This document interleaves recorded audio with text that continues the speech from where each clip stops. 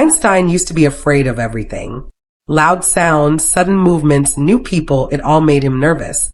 He'd shrink back, avoid eye contact, and try to stay out of the way. He just wasn't sure if the world was safe.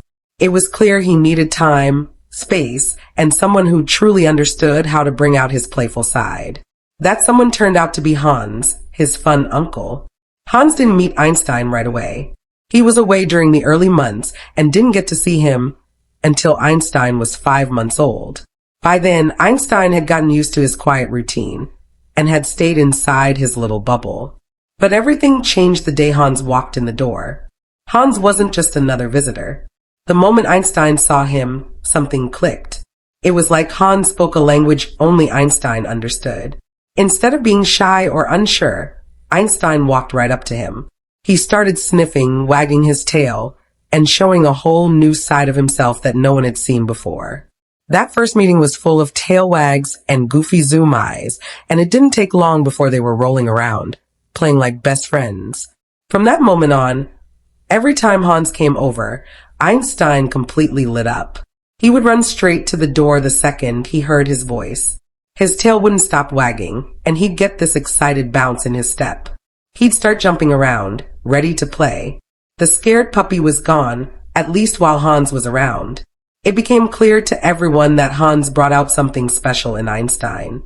While his family focused on the normal day-to-day things like feeding, walks, and vet visits, Hans was all about fun. He was the one who got down on the floor, played chase, threw toys, and ran around the backyard like a kid.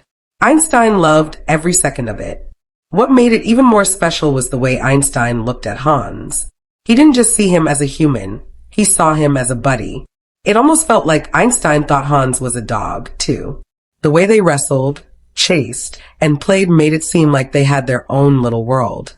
If someone said the word playdate, Einstein would get so excited. He knew Hans was coming and he couldn't wait. Hans loved spending time with Einstein just as much. He would show up with little surprises, matching outfits, new toys, or treats. He even started dressing to match Einstein, and it became their little thing. They'd walk side by side with matching gear, turning heads wherever they went. It was silly, sweet, and completely them. This bond didn't just bring joy, it also helped Einstein grow. Slowly, the confidence he felt with Hans started spilling into other parts of his life. He began greeting people more easily. He didn't hide as much when something loud happened. He started trusting that things were okay. Having one person who made him feel completely safe gave him the courage to be more open with others. His family noticed the change.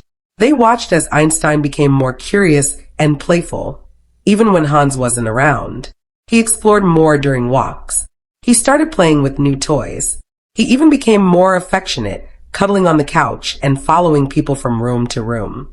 The progress was slow but steady, and it all started with the fun uncle who saw him for who he really was.